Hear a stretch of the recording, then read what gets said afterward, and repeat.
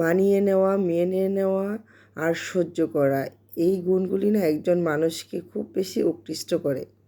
ঠিক তেমনই মানুষকে নিঃস্ব করারও ক্ষমতা রাখে। এই যুগে না মানুষকে বিশ্বাস করা বড্ড বোকামি। কে কদর করছে আর কে ব্যবহার করছে এটা বোঝাই বড় দায়। আসসালামু আলাইকুম, সবাই কেমন আছেন? আশা করি সবাই খুব ভালো আছেন। আলহামদুলিল্লাহ আমিও ভালো আছি। তো আমরা মা মেয়ে এই যে আমাদের ব্যালকনি থেকে স্কুল দেখা যাচ্ছে, রেডি হয়ে জয়না বলতেছে চলো ক্লাস শুরু হয়ে যাচ্ছে, আজ দেরি হয়ে যাচ্ছে, কারণ আমার ব্যালকনি থেকে তার স্কুল একদমই কাছাকাছি। তো যাই হোক, এই যে বাসায় ফিরে আসলাম, বাসায় ফিরে এসে দেখি একদমই ফ্রেশ ফ্রেশ মাছ কিনে নিয়ে আসলাম। তো এগুলি হচ্ছে একদমই দেশীয় ট্যাংরা মাছ। যদিও মাছ অল্প কিনেছি কিন্তু দামটা অনেক বেশি, তার জন্য অল্প কিনেছি। আর বিশেষ করে আমার ছেলে একদমই এই মাছটা পছন্দ করে না, কারণ সে পিঠের দিকে একটু খাবে আর সম্পূর্ণ মাছটাই রেখে দেবে, কারণ তার এই মাছের পেটের দিকটা খেতে নাকি তার একদমই ভালো লাগে না, তার জানি কেমন লাগে।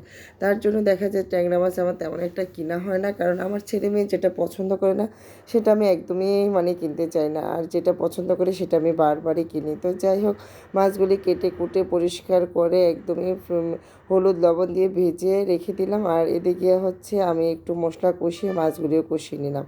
আর আজকে একটু আলু আর টমেটো দিয়ে রান্না করব। তো আলুটা কষিয়ে তারপরে আমি এখানে মাছগুলিও এক পাশে চুলায় কষিয়ে নিচ্ছি, একটু ভুনা ভুনা করে নিচ্ছি। তারপরে আলুগুলো কষানোর পর আমি টমেটোগুলি দিয়ে দিলাম, দিয়ে কষিয়ে সুন্দর করে আমি রান্না করব। তো আসলে বাচ্চারা যে কখন কোনটা পছন্দ করে, আসলে বাচ্চাদের মনের অবস্থা শুধু বাচ্চারাই বুঝে। তো যাই হোক, আজকে রান্নার পর আমার ছেলে বলল আমি এই মাছটা তো আমি একদমই পছন্দ করি না, যে আজকে না বেশ ভালো লেগেছে খেতে। তো অনেক অনেক দিন পরে এনেছি, আসলে আমার ছেলে পছন্দ করে না বলে আমার এই মাছটার দিকে চোখ কখনো যায় না। তো আজকে তেমন একটা ভালো মাছ পাচ্ছি না বলে আমি মাত্র 500 গ্রাম মাছ কিনে এনেছিলাম, কিন্তু অনেক বেশি মজা ছিল মাছগুলি।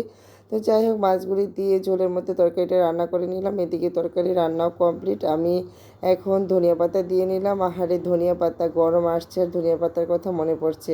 শীত থাকতে কতই মজা লাগে, কিন্তু এই যে এখন এই সময়টা না ধনিয়া পাতা অতিরিক্ত বেশি তরকারিতে দিলে একদমই ভালো লাগে না।